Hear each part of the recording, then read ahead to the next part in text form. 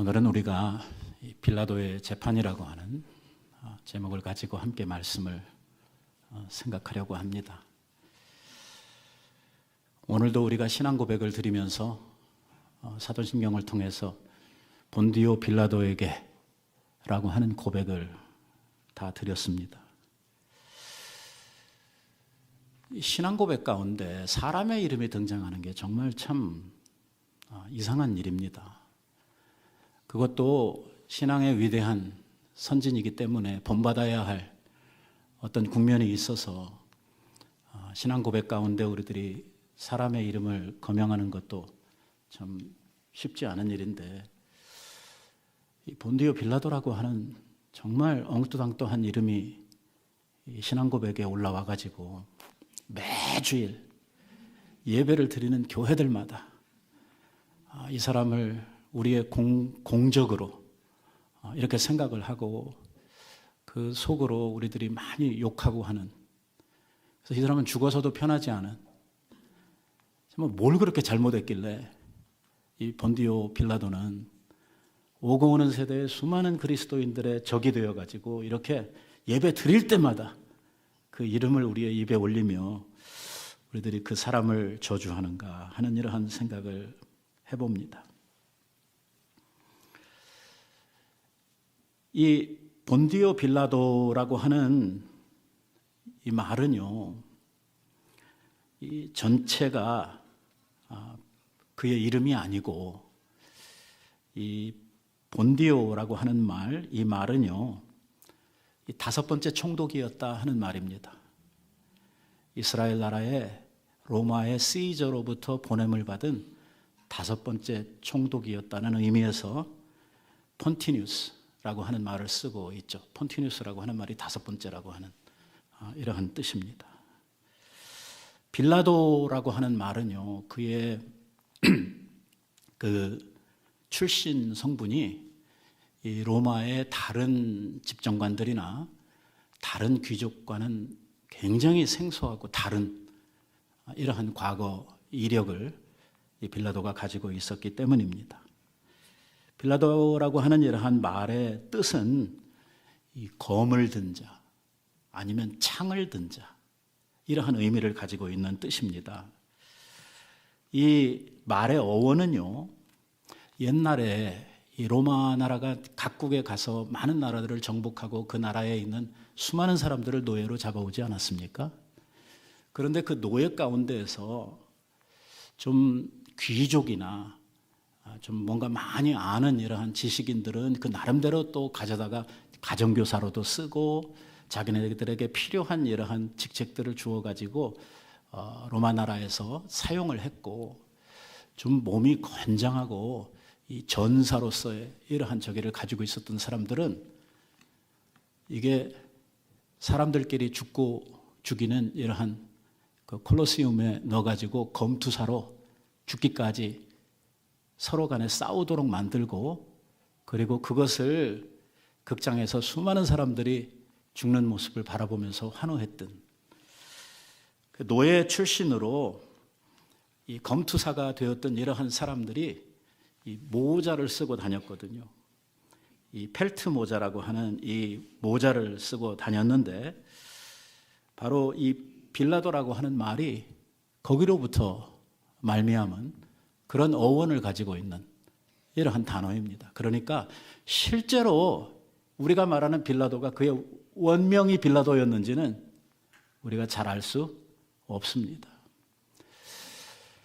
노예로 이렇게 있다가 많은 이러한 과정을 거쳐서 로마의 총독이 되기까지, 이 예루살렘의 총독으로 오기까지 했으니까 그의 변화무쌍했던 이러한 그 이력은 그로 하여금 얼마나 투쟁적인 이러한 삶을 살게 했던가 하는 생각을 우리들이 하게 해주고, 이러한 과정 속에서 살아남기 위해서 이 빌라도라고 불리우는 이 사람은 정말 생명을 건 이러한 삶의 모험들을 얼마나 해왔었을까 하는 이러한 생각을 하게 되는 것입니다. 아무튼 중요한 것은 티베리우스 황제 때에 이 본디오 빌라도라고 불리우는 우리가 부르는 이 사람이 바로 유대 지역의 총독으로 와 있었다고 하는 것입니다. 오늘 우리들이 함께 읽었던 본문 말씀을 보면은 이 빌라도에 의해서 재판을 받고 예수님께서 십자가형을 언도받아 가지고 이제 죽음에 이르게 되는 이러한 과정을 이렇게 쭉 적고 있는데요. 사실 우리들이 성경 전체의 내용을 통해서 또 우리가 그동안 함께 생각했던 내용들을 보면 예수님을 원래 죽이려고 했던 원래 예수님과 안 좋은 반목 관계에 있었던 사람들이 누굽니까? 그러니까 예수님을 실제로 죽인 사람들은 빌라도가 아니지요. 당시의 유대의 종교 지도자들이 사실은 예수님을 제거할 생각을 가지고 정말 수많은 관계들을 만들어서 예수님을 결국은 십자가에까지 내모는 이러한 일을 한 원흉들 아닙니까? 그러면 그 신앙 고백을 드릴 때 당시의 대제사장이었던 안나스나 그 가야바 같은 이런 사람들의 이름을 들어가지고 얘들한테 미움을 받아가지고 예수님이 돌아가시고 이렇게 해야지 이게 맞는 것 같은데 이상하게 원래 죽이려고 했던 사람들은 쏙 빠지고, 그리고 사실 빌라도는요 예수님을 좀 살려주려고 했잖아요. 우리가 읽었던 본문 말씀에서도 예수님이 죄 없다고 하는 사실을 빌라도 자신이 인정을 하고 있고, 더 나아가서 어떻게 해서라도 이 예수를 좀 구명해 줘야 되겠다 하는 생각을 가지고 이래저래 노력을 하는 이러한 모습들이 이 말씀에 보이는데, 어떻게 하다가 이 빌라도는 그 신앙 고백을 할 때마다 얘한테 죽었다, 본디오 빌라도가 죽였다, 이렇게 지목을 받고 우리 모두가 다 예배 드릴 때마다 이 사람 이름을 한 번씩 이렇게 거명을 해야 되는 이러한 상태에 이르게 되었다는 것입니다. 사실 빌라도에게 있어서 그의 관심은 지금 예수님을 고발하고 예수님을 죽이려고 했던 당시의 종교 지도자들의 생각과는 전혀 다른 것입니다. 지금 당시의 유대교 종교 지도자들은 예수님을 신성모독이라든지 자기의 종교법을 어겼다고 하는 이러한 죄목들을 가지고 예수님을 고소하고 예수님을 잡으려고 했지만 빌라도는 이런 데 관심이 하나도 없습니다. 신성모독을 했는데 그게 자기가 섬기는 신도 아니고 또 종교법을 어겼다고 하는 게 그게 로마의 국법과 아무 상관도 없는 것이기 때문에 빌라도 쪽에서 생각하면 예수님에 대해서 이걸 굳이 죄인으로 이렇게 엮어가지고 사형까지 내려야 되는 이러한 일인가라고 생각을 해볼 때 전혀 그에게는 개연성도 없고 또 그렇게 해야 될 필요성도 이 빌라도로서는 느끼지 않았던 이러한 상황이죠. 빌라도의 관심은 뭐냐면 이 사람이 정말 민중의 어떤 보이지 않는 지도자로서 로마 정부를 반역하거나 아니면 사람들을 선동해서 그 시저에게 뭔가 이렇게 안 좋은 영향을 미치려고 하는 이러한 일을 했다고 하면은 당연히 그 로마 나라에 파견된 총독으로서 이것을 처리해야 되고 그가 정말 심각하게 이 문제를 다루어야 될 이러할 이유가 있었습니다만은 그가 사람을 통해서 알아본 바로는 예수님에게 그런 의도나 그러한 말이나 어떠한 행동도 예수님에게서 전혀 그런 것들이 나타나지를 않은 것입니다. 그러니까 빌라도 쪽에서 생각을 하면 예수님이 죽어야 될 죄가 없다고 이렇게 지금 생각을 하고 있는 것이죠. 그럼에도 불구하고 결국은 우리가 읽었던 맨 마지막 절에 보니까 예수님을 십자가에 내어줬다고 누가? 빌라도가 이렇게 기록을 하고 있고요. 그로 말미암아 오늘 그의 이름이 사도신경에 이렇게 등장을 하게 된 것입니다. 사실 가만히 생각해 보면 빌라도가 당시에 그 유대 나라의 총독으로 그 법을 집행하는 집정관으로 그때 있었기 때문에 피할 수 없었던 어떤 그 자리 때문에 생겨난 이러한 결과라고 우리가 이렇게 생각을 해볼 수가 있거든요. 당시에 유대 사람들은 로마의 속국으로 있었기 때문에 사람을 죽일 수 있는 권한이 없었죠. 뭐 종교법을 이야기하고 이스라엘에 뭘 갖다 대도 그들로서는 사람을 죽일 만한 사형 선고를 내릴 만한 이러한 자격이 없었기 때문에 어떻게 해서라도 이 빌라도의 손을 빌어서 총독의 손을 빌려가지고 예수님을 제거하려고 했고, 이 관계를 만들어가지고 그 끝까지 우리가 아까 읽었습니다만 말도 안 되는, 그러니까 살인자로 극악무도한 죄인이었던 바라바하고 아무 죄도 없었던 예수하고 둘 중에 누구를 놓아주랴. 아마도 빌라도의 생각에는 이 둘을 놓고 누구를 놓아주랴 이렇게 이야기를 하면 백성들이 최소한의 양심은 있을 것이다. 그렇기 때문에 누구를? 예수를 놓아주라고 이렇게 이야기를 할 줄 알았는데 전혀 예상 밖으로 바라바를 놔주고 예수님을 십자가에 못 박아야 된다. 그러니까 다시 한번 묻거든요. 왜? 이게 너무 믿기질 않는 일이거든. 상식적으로 이해가 안 되는 이러한 일이기 때문에 다시 한번 둘 중에 누구를 놓아줘야 되느냐 하는데도 불구하고 백성들이 더 거세게, 더 거칠게 예수를 십자가에 못 박으라고 소리를 지르는 바람에 밀란이 일어날까 봐 두려워서 예수님에게 사형 선고를 내렸다. 이렇게 오늘 본문이 우리들에게 쓰고 있습니다. 결국 그가 그 자리에 있지 않았더라면 이런 일까지 안 해도 되는데, 결국 당시에 그가 총독으로 있었다고 하는 그 책임 때문에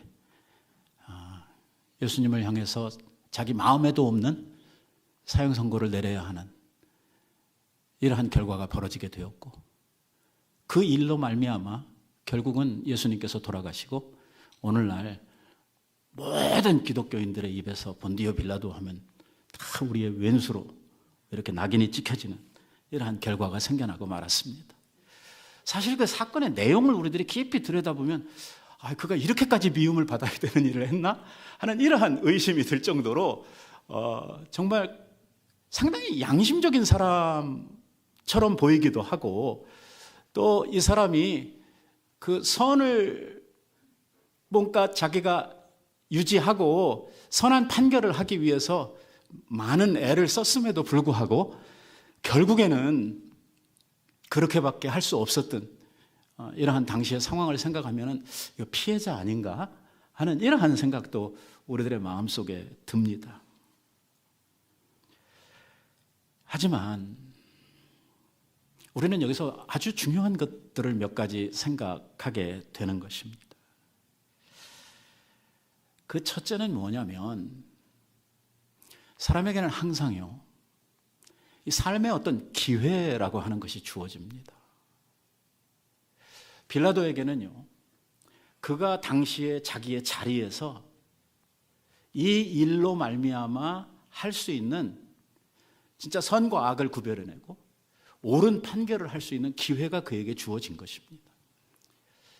여기에서 그는 자기가 생각하고 있는 자기의 어떤 이익될 일들 때문에 올바른 선택을 하지를 못한 것이죠. 자기 속으로는 예수님이 무죄한 사람이다, 왜 죄도 없는 사람을 자꾸 십자가에 못 박으려고 하느냐 하는 이러한 생각을 가졌지만, 결국은 민심에 밀려가지고 이 빌라도가 잘못된 판결을 하게 되고 예수님을 십자가에 못 박는 이러한 결과까지 이루게 되었다는 것이죠. 자기에게 선을 행하고 정의를 실현하고 집정관으로서의 자기의 책임을 다할 수 있는 기회가 그에게 주어졌는데, 이러한 자리, 책임, 권세 이걸 다 가지고 있었으면서 이것을 실행하지 않았다는 것입니다. 여러분, 그는 이미 예수님에 대해서 많은 것을 알고 있었습니다. 자기의 부하를 보내가지고 예수님의 설교하시고 백성들을 향해서 사역을 할 때마다 사람을 보내서 다 뒷조사를 시켰습니다.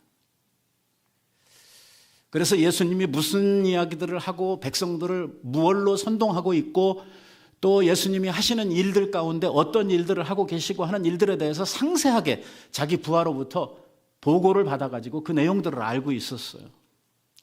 그래서 이 일이 있기 한참 전에 빌라도는 예수님을 자기의 관저로 초청을 합니다. 초청을 해가지고 예수님에게 상당히 걱정스러운 이러한 충고를 하지요. 내가 알아본 바로는 지금 사람들이 당신을 자꾸 죽이려고 하고 있고, 사람들에게 당신이 지금 아주 안 좋은 이러한 마음을 지금 심고 있으니까 이런 면에서 좀 조심을 해 주셨으면 좋겠다 하는 이러한 권고까지 예수님에게 하게 됩니다. 결국 이러한 모든 내용들을 통해서 보면 빌라도는 예수님이 무죄하다고 하는 사실을 그의 마음속에 믿고 있었습니다. 그러면 그가 하고 있는 판결과 그가 알아본 사실, 그리고 자기가 믿고 있는 그 신념과 전혀 다른, 완전히 반대가 되는 이러한 결론을 내놓고 있는 것이거든요. 이게 만약에 빌라도가 그 판결을 하지 않고 자기의 신념대로, 또 자기가 가지고 있는 권세가 있지 않습니까? 자기가 뭐 하는 사람입니까? 법을 집행하는 사람 아닙니까? 그리고 무죄한 자가 이렇게 억울하게 소송을 당하고 사람들로부터 참소를 받고 있다고 하면 그것을 해결해주고 그 억울한 사람을 세워줘야 될 사람이 누구입니까? 바로 집정관으로서의 빌라도거든요. 그에게 선한 일을 할 수 있고 의의를 세울 수 있고 자기의 책임을 다할 수 있는 기회가 그에게 주어졌는데도 불구하고 그는 그 길을 택하지 않았다는 것입니다. 이게 빌라도가 가지고 있는 가장 심각한 큰 문제 중에 하나인 것입니다. 우리가 인생을 사노라면 우리의 삶에 수많은 기회들이 있습니다.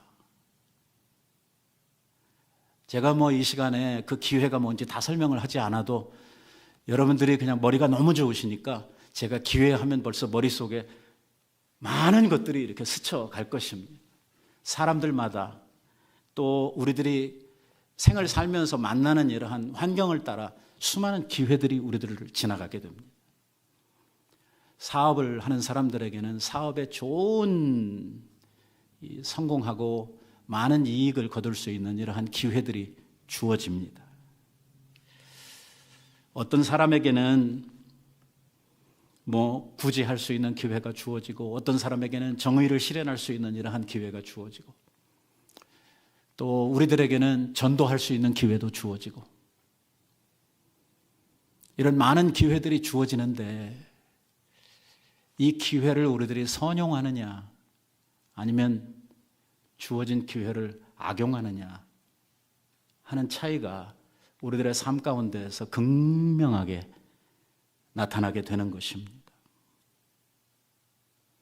이런 모든 일들 가운데서 하나님께서 주신 기회를 선용하는 일, 우리 그리스도인들에게서 무엇보다도 중요한 일입니다.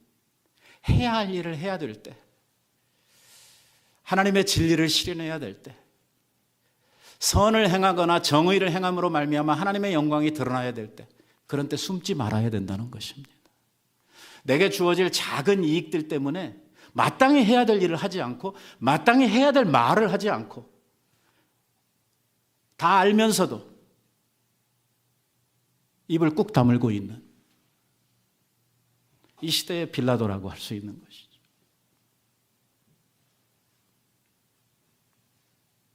왜? 눈치가 보여서. 내가 이런 이야기를 하면 사람들이 자기를 미워할까 봐. 이런 잡다한 이유로 말미암아 마땅히 해야 될 일들을 하지 못하고, 마땅히 해야 될 말도 하지 못하고, 꿀먹은 벙어리처럼, 아무것도 모르는 사람인 것처럼 이렇게 행동할 때가 우리들에게 정말 많이 있다는 것이죠.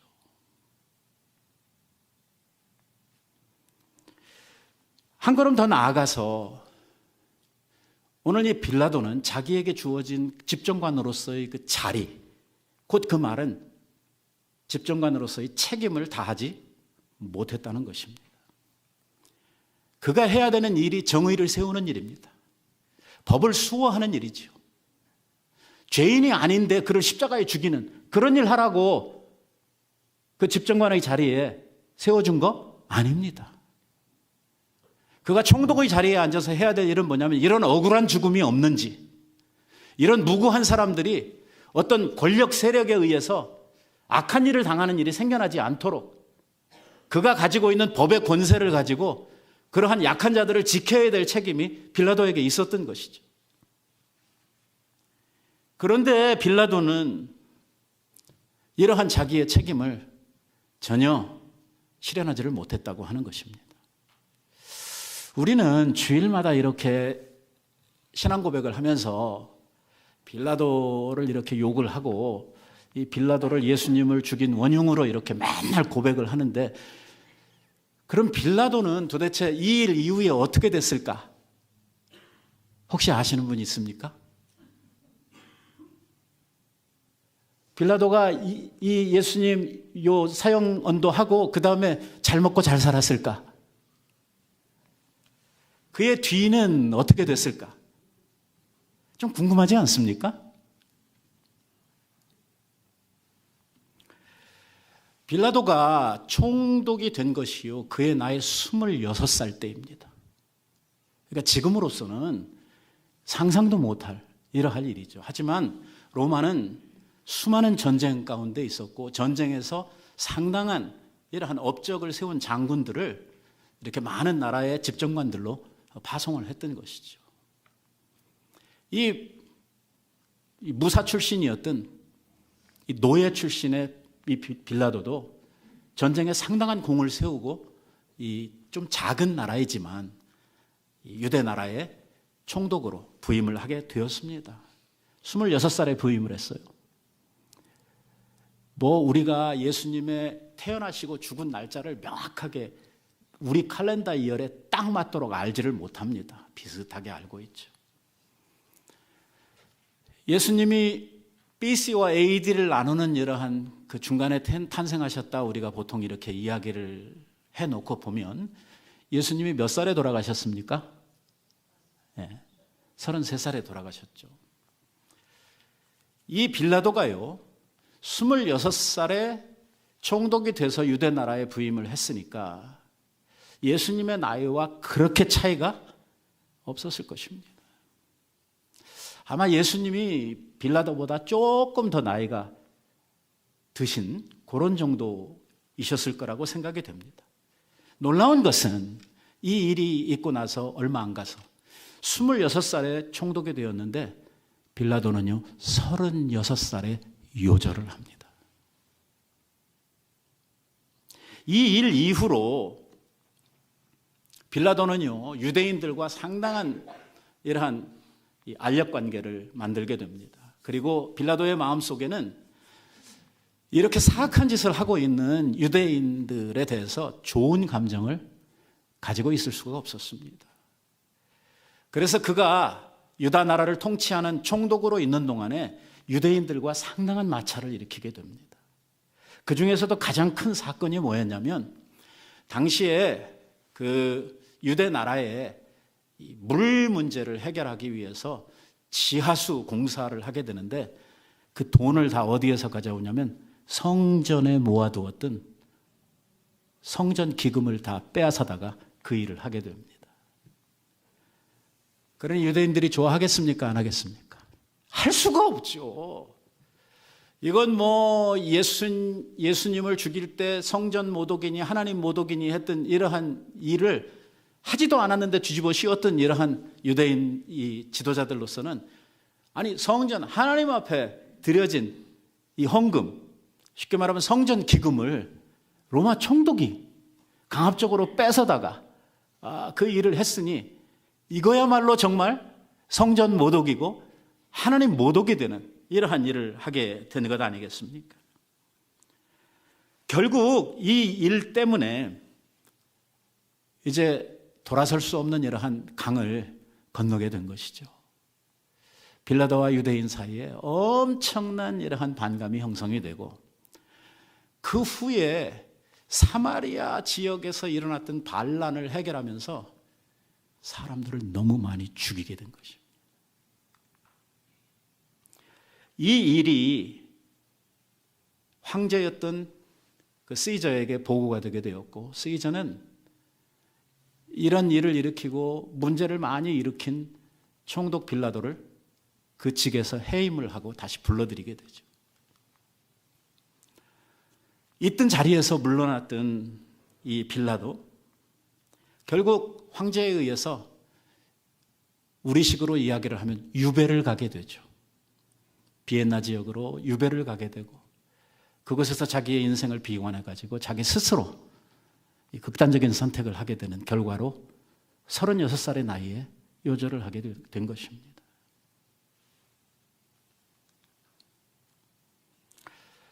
사실 빌라도의 재판을 우리들이 가만히 보면 이건 말도 안 되는 재판이고 어떻게 이런 결과가 나올 수 있나 상상을 할 수 없을 정도로 터무니없는 이러한 결과가 생겨난 것을 보게 됩니다.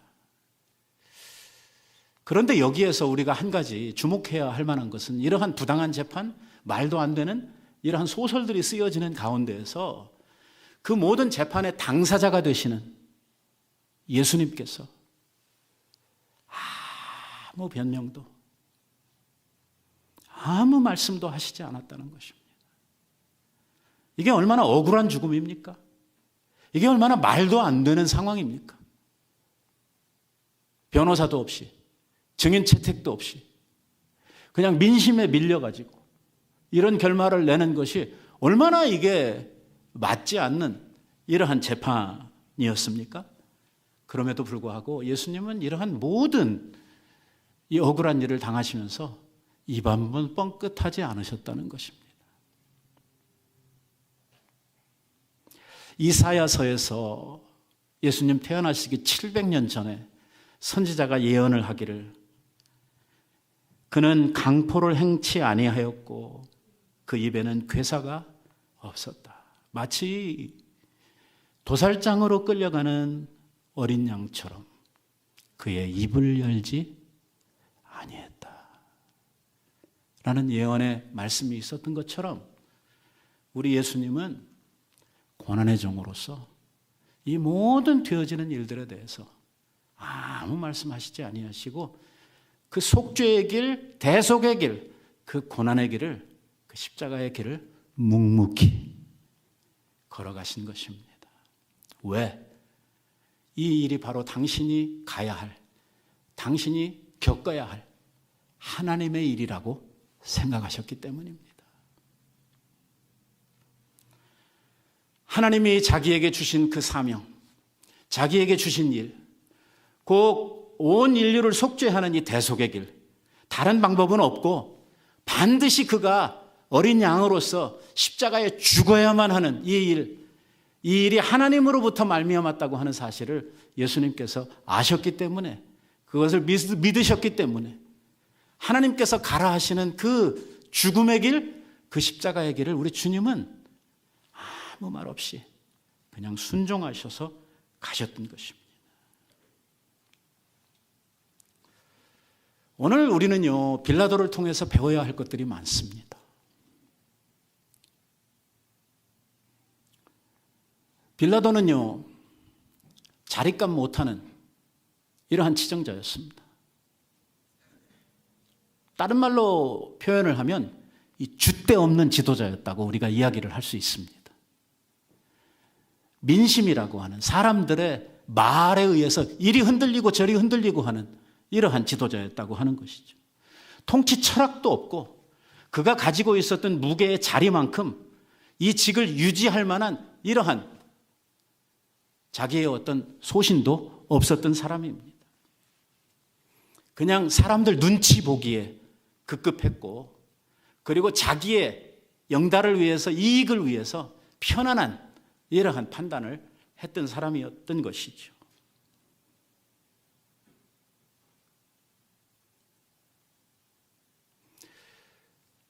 빌라도가 거듭거듭해서 백성들에게 묻습니다.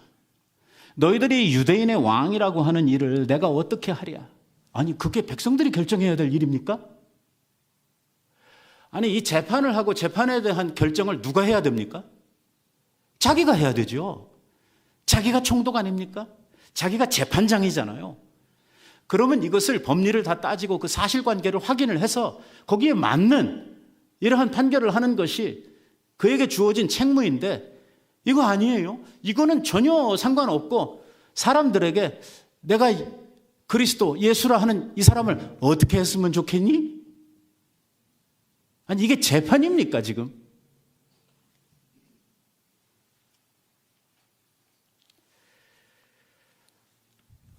사람들마다요 가지고 있는 자기의 자리가 있습니다. 우리가 사회생활을 하면서도 여러분들이 가지고 있는 자리가 있죠. 사회적 위치가 있습니다. 교회에서도 여러분들이 가지고 있는 자리가 있습니다. 교회 직분이라고 하는 것이 있죠. 가정에서도 여러분들이 가지고 있는 자리가 있습니다. 아버지로서 어머니로서 내가 뭘 해야지 옳은 것이고 나에게 주어진 책임이 무엇인지를 아는 것, 매우 중요한 일입니다. 오늘 이것을 제대로 알지 못하고 이것을 제대로 하지 못할 때에 오늘 이 시대의 빌라도로 전락을 해버리게 되는 것입니다. 결국 빌라도가 이 판결을 하면서 생각했던 건 뭐냐면 성경 말씀에 마가복음에 뭐라고 기록이 되고 있냐면 이 무리들에게 만족을 주고자 하여 라고 성경이 기록을 하고 있어요. 누구를 즐겁게 하기 위해서? 고소하고 있는 고소인들을 기쁘게 하기 위해서. 왜? 숫자가 많으니까. 여기서 우리가 한 가지 꼭 기억해야 되는 것은 다수라고 해서 다 옳은 것은 아니다. 그래서 뭐가 중요하냐면 민주주의가 가지고 신봉하고 있는 이 다수 원칙의 이 논리라고 하는 것이 항상 옳은 것이 아니다. 다수의 이익이 주어지게 될 때에 소수가 억울하게 일을 당해야 되는 이러한 일들이 얼마든지 생겨날 수 있다라고 하는 것이죠. 민주주의 사회에서는 이 소수 의견이라고 하는 것이 항상 짓밟히고 이 많은 사람들의 대중의 의견 때문에 이 소수가 손해를 보고 희생을 해야 되는 이러한 일들이 민주주의 사회에 너무나 많이 일어나고 벌어지고 있다고 하는 사실입니다. 오늘 우리 그리스도인들이 뭔가를 결정하고 뭔가를 우리들이 행할 때에 우리가 가져야 하는 우리의 기준, 우리 그리스도인들이 행해야 될 우리의 생활의 표준, 이건 뭐냐면요, 다수결의 원칙이 아닙니다.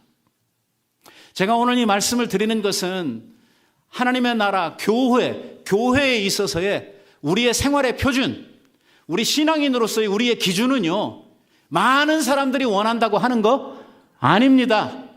아닙니다. 우리에게는요, 표준이 있습니다. 우리에게는 반드시 가야 할 우리의 생활의 기준, 또 우리가 지켜야 할 우리의 신앙의 표준이라고 하는 것이 있죠. 어디에 있습니까? 하나님 말씀입니다. 성경이에요.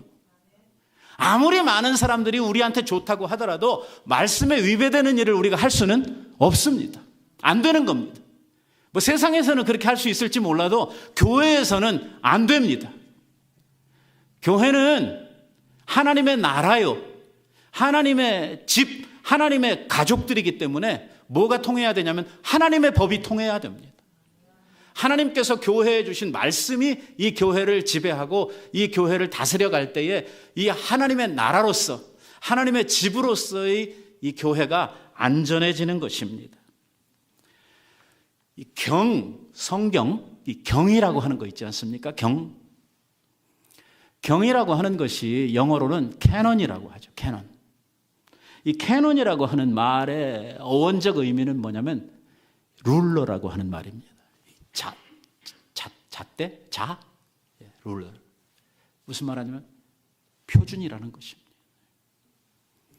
하나님의 말씀이 우리의 신앙과 우리의 모든 생활의 표준이 되는 것입니다. 그러니까 교회는 말씀대로 가야 됩니다. 아무리 많은 사람들이 무슨 소리를 하더라도 하나님의 말씀이 가라고 하면 가고 하나님의 말씀이 서라고 하면 서는 것이지요. 우리 뭐 시대가 어쩌고 뭐가 어쩌고 이야기를 해도 다 소용없습니다. 오늘 많은 자유주의 교회들이 주장하는 것이 그것입니다. 목사님, 시대가 바뀌었습니다. 지금이 어느 시대인데 여자들을 우습게 생각하십니까? 지금 어느 시대인데 동성애 하는 사람들을 무시합니까? 동성애 하는 사람들 무시하면 감옥 가잖아요. 제가 우리 교역자님들하고 사석에서 이런 이야기를 나누었습니다만 저 시애틀에 있는 우리 한인 사우나를 경영하시는 한인분이 계신데 여성 전용 사우나를 운영하고 계셨어요. 상당히 지역사회에서 여성 전용 사우나로 고급이기 때문에 많은 사람들이 출입을 하고 장사를 잘하고 있었는데 하루는 남자가 와가지고 자기 거길 들어가겠다고 이 주인한테 이야기를 한 것입니다. 그러니까 우리는 여성 전용 사우나이기 때문에 남자는 출입이 안 됩니다. 그러니까 그 분이 하는 소리가 나 여자입니다. 근데 어디를 봐도 남자예요. 그래서 이상하게 생각을 한 이 주인이 뭐라고 물었냐면 혹시 성전환 수술을 하셨나요? 이렇게 물었더니 아니라는 거예요. 그러니까 남자로서의 저기를 다 가지고 있으면서 자기는 여자라고 이렇게 말로 해가지고 결국 이 주인이 뭐라 그랬냐면 안 됩니다. 우리 가게는 이 남성의 성기를 가지고는 절대 출입할 수 없습니다. 그랬더니 이 친구가 가서 고소를 했어요. 고소를 해가지고 이게 한 5년 동안에 걸쳐서 재판이 이루어졌는데 결말이 뭘로 났냐면 주인이 잘못했다는 거예요. 그래가지고 엄청난 배상금을 물어내고 결국 그 가게는 문을 닫아버렸어요.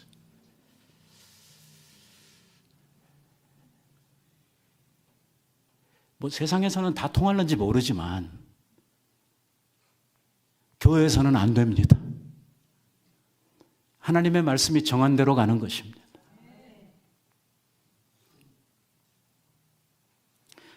결국 이 빌라도가 한 일이 뭐냐면 타협입니다. 타협. 세상 정치는 타협해서 할 수 있습니다. 하지만 주님의 교회는 정치판이 아닙니다.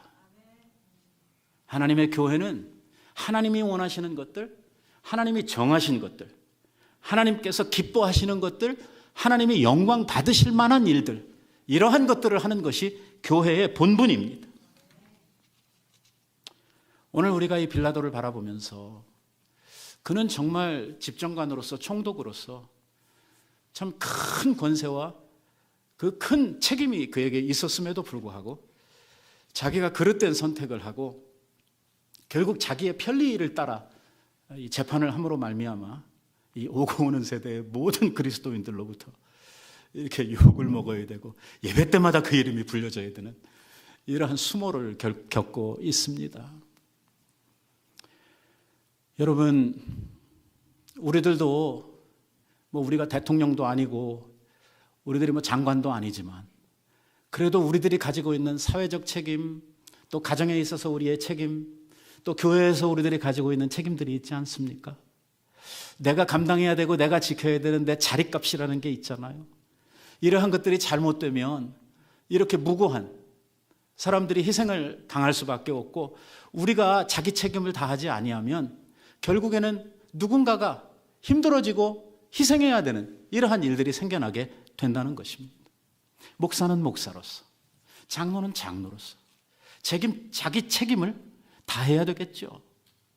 자기 자리값을 해야 되는 것입니다. 이게 버거우면 내려놔야 됩니다.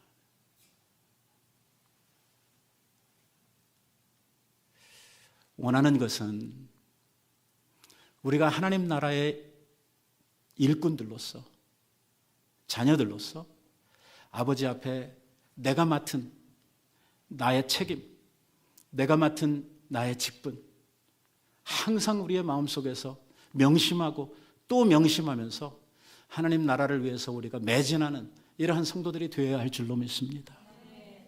왜냐하면 교회는요, 예수님께서 말씀하시기를 교회는 마치 우리 몸에 붙어있는 지체와 같다고 말씀하셨기 때문입니다. 무슨 말이냐면 눈은 눈의 일을 해야 되는 거고요, 입은 입의 일을 해야 되는 것입니다. 그래야 건강한 사람이 활동을 할 수 있는 것처럼 우리 교회는요, 저마다 가지고 있는 우리의 지체로서의 자기 책임이 잘 감당되어질 때에 건강한 교회가 만들어지도록 되어져 있는 것입니다. 손이 문제가 생겼다고 해서 눈으로 걸어 다닐 수는 없지 않습니까? 예. 그래서 우리 한 사람 한 사람이 하나님 앞에 받아가지고 있는 우리의 직분들, 우리의 자리들, 또 내게 주신 하나님의 은혜들, 이러한 것들이 소중한 것입니다. 이러한 것들에 대한 내 책임을 다하고 하나님 앞에 내가 이것들을 선용할 때에 비로소 하나님의 나라는 영광스러워져 가도록 되어져 있고, 이것을 통해서 또한 하나님께서 기뻐하시게 될 줄로 믿습니다. 우리 교회가 건강한 교회, 하나님이 정말 기뻐 받으실 만한 향기로운 교회 되도록 우리 모두가 함께 우리의 책임을 다해가는 이러한 교회 되기를 예수님의 이름으로 축원드립니다. 기도하십시오.